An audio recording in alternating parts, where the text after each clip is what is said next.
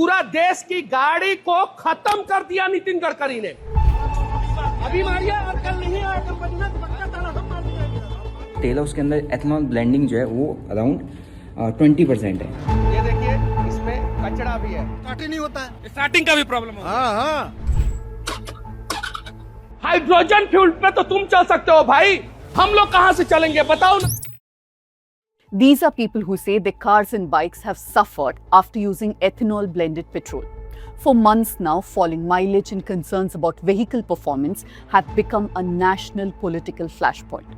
But the union government has repeatedly dismissed these claims.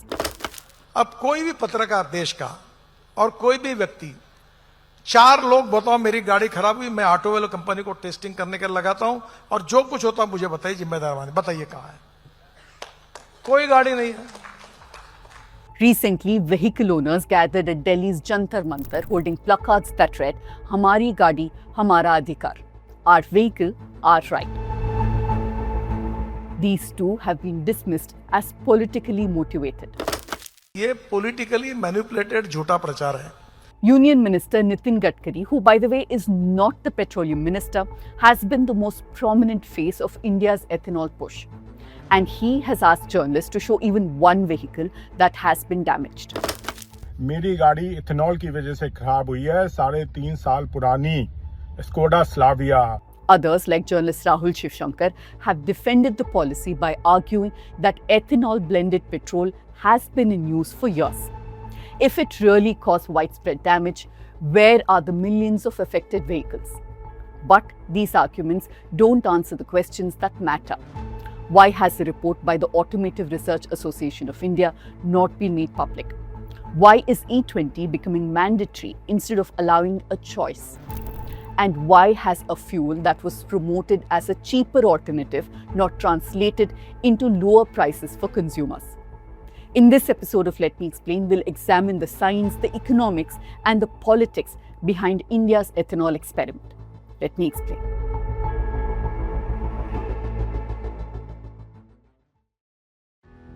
Every episode of Let Me Explain starts with a simple question. What do the facts actually say? And when someone says, just trust us, asking to see the evidence isn't being anti-national, anti-government, or anti-policy. It's just common sense. And that's what Let Me Explain is here to do. If you want more reporting that follows the facts instead of the noise, support the show through the link below, or you can scan the QR code on your screen. Your contribution helps us spend less time chasing clicks and more time chasing answers that matter.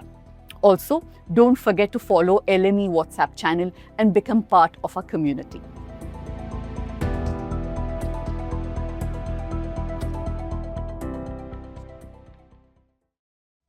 First, let's start with what the ethanol-blended petrol program, or EBP, really is.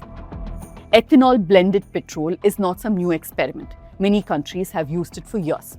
India too has had ethanol-blended fuel for over a decade. Until recently, petrol sold in India contained 10% ethanol, or E10. Many vehicles, especially those made in the last 10 years, are already designed to handle that. Now, India has moved to 20% ethanol blending, or E20. And the union government wants to increase the percentage even further. The government says the expansion has reduced crude oil imports, saved foreign exchange, lowered greenhouse gas emissions, and strengthened farmers' incomes. Even if all this is taken at face value, the obvious question is this: can vehicles actually handle it? The answer is yes, but with conditions. Modern BS6 vehicles have been redesigned to run on E20 fuel. Manufacturers have upgraded engine components and software to make them compatible, but there is still mileage loss. The government's own numbers from a Niti Aayog report in 2021 say exactly how much. If your vehicle was built specifically for this fuel, expect to lose 1 to 2% mileage. If it's an older model, expect a drop in mileage of 6 to 7% for cars and 3 to 4% for bikes and scooters. Nobody disputes this, not even the government's own researchers. But that's basically where the easy agreement ends. Because if the science is settled, everything that's happening since raises a very different set of questions about money, about trust, and about who's actually benefiting from all this. So let's start with money. If this fuel gives you fewer kilometers per litre, shouldn't it cost less? This is a question no minister has so far really answered. Ethanol used to be the cheaper option, but it isn't anymore. The government's 2021 roadmap had recommended pricing ethanol blends lower than petrol and offering tax reliefs specifically to make up for that shortfall. But none of that happened, and now consumers are paying full price for the fuel. The roadmap also clearly said that E10 petrol should continue to be sold alongside E20 as protection-grade fuel for older vehicles. It pointed to Brazil and said transition took 30 years and E10 is even now available. But if you own a vehicle that runs on petrol, write to me at lme@thenewsminute.com and tell me if you are given the option of E10 in your petrol pump. If you've had any experience with E20 petrol, I want to hear from you. Has your mileage changed? Has your vehicle stopped? Or has nothing changed? Tehseen Poonawalla, the political analyst who led the Jantar Mantar protest, has rightly asked why the secrecy around a report prepared by ARAI. Now, ARAI recently held a press meet and said E20 is safe, just the small drop in mileage. But then, Times of India broke the story just 2 days later that the report also says that if E10 compliant vehicles use E20, then rubber parts and fuel component systems will deteriorate. This includes hoses, gaskets, seals, and O-rings. This has never been revealed by the government. The question is why? There's another layer to this as well. The government recently announced zero excise duty on future ethanol blends, framing it as good news for consumers. So who really benefits?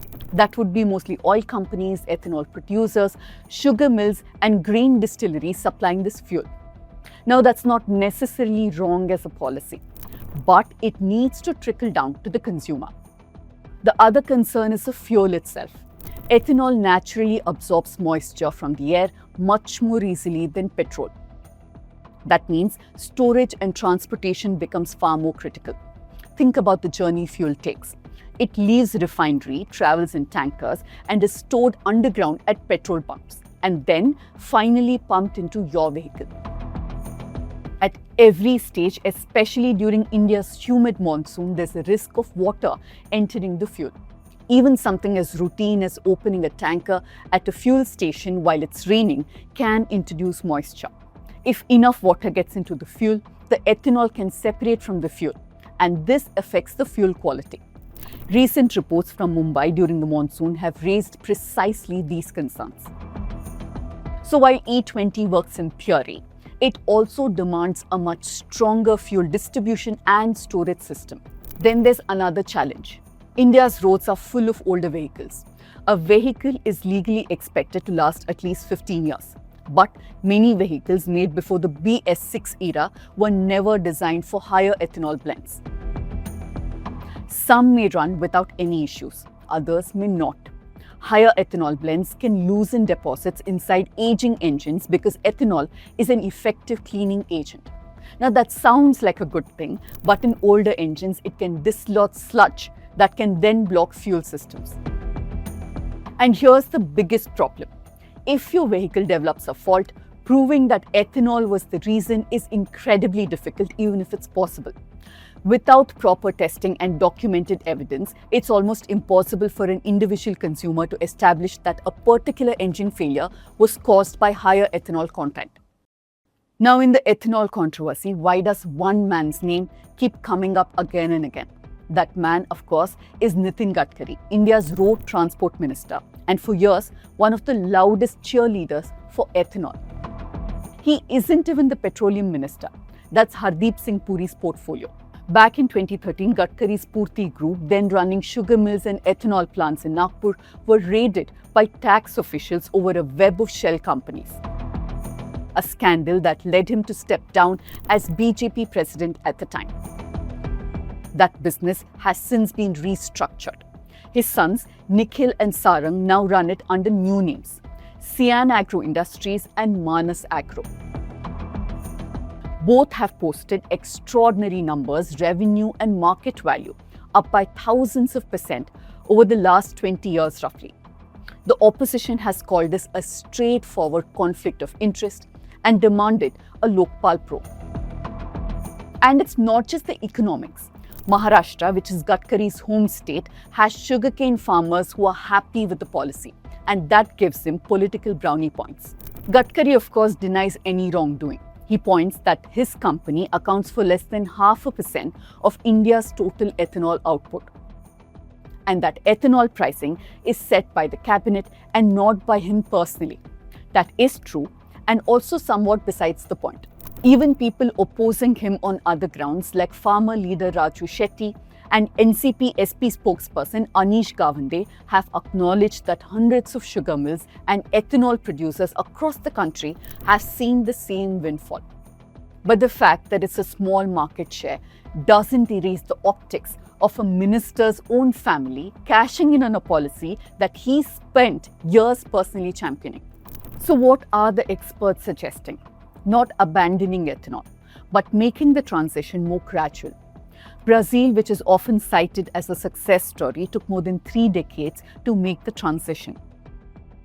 India should have continued to sell E10 fuel alongside E20, especially for owners of older vehicles until the transition was complete. Because the debate isn't simply about whether ethanol is good or bad. It's about whether India's vehicles, fuel infrastructure and consumers were all equally prepared for the transition. When you're asking crores of vehicle owners to simply trust a transition this large, refusing to publish the evidence you keep citing isn't just a minor process complaint. It's a real, legitimate gap between what the government claims and what it's actually shown.